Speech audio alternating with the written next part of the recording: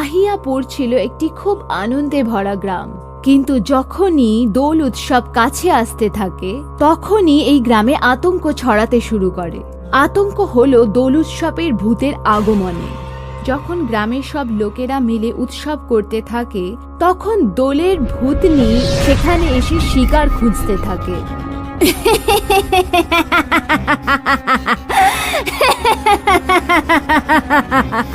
প্রত্যেকটা মানুষ দোল উৎসবে ব্যস্ত থাকতেন। ওখানে ভূতনি একজন মানুষকে উঠিয়ে নিলেন আর অদৃশ্য হয়ে গেলেন। যতক্ষণে মানুষের মধ্যে জানাজানি হলো ততক্ষণে অনেক দেরি। আমার স্বামীকে দেখেছেন কি ভাই?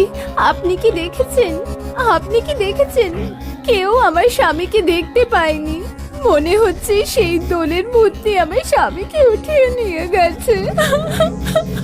আর তৎক্ষণাৎই উৎসবের পরিবেশ শোকের পরিবেশে পরিবর্তন হলো। না অনেক বছর ধরে চলে আসছে আর এখন গ্রামের লোকেরা দোল উৎসব করাই ভুলে গেছে। বরখা কাকি, দোল আসতে শুরু হলো। হে ভগবান, আবার সেই দোলের ভূতনি মানুষের ওপরে অত্যাচার করবে। আমি তো আমার স্বামীকে বলে দিয়েছি যে দোল উৎসব আমি আমার বাপের বাড়িতে মানাবো। এটা ঠিক, অন্তত পক্ষে আমাদের প্রাণটা তো বাঁচবে। কিন্তু এভাবে গ্রামের সব লোকেরা ছেড়ে চলে গেলে কিভাবে চলবে? এত সব কিছু জানি না কাকি, কিন্তু এইটুকু জানি প্রাণ বাঁচলে সব বাঁচবে। আর ওখানে গ্রামের সভায় সব গ্রামের লোকেরা করতে লাগলো। এই বছর হোলিতেও কি যোগ্য হবে না জানি না। এই বছরও যদি ওই ভূত ফিরে আসে তাহলে গ্রামে তাণ্ডব হবে। আর কতদিন আমরা এসব সহ্য করব? আমাদের তো কিছু না কিছু একটা করতেই হবে। কিন্তু কি? আমি আমার ঠাকুরদারের কাছ থেকে শুনেছিলাম এখান থেকে 40 কিলোমিটার দূরে কবিলা আছে। এই কবিলাটা কোনো সাধারণ কবিলা নয়, এটা হচ্ছে তান্ত্রিকদের কবিলা। এদের শক্তি অপরিসীম।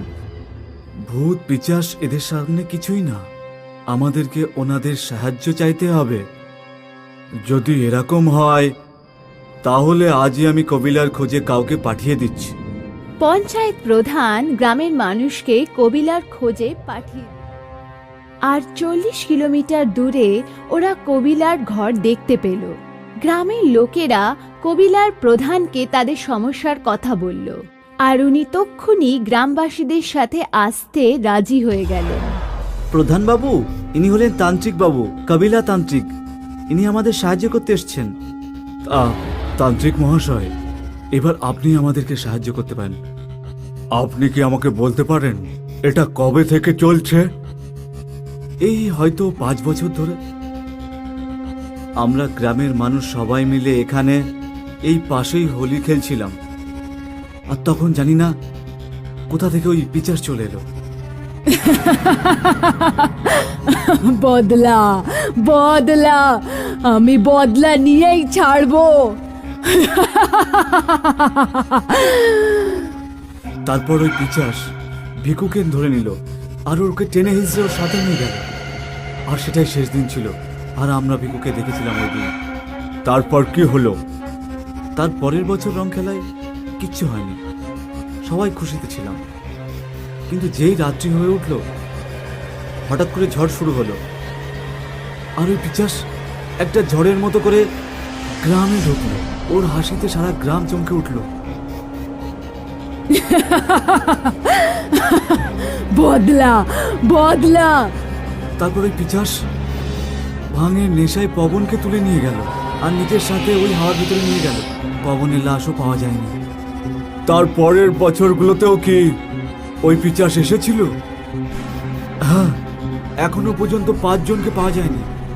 জানি না ওই পিচাস ওদের সাথে কি করেছে।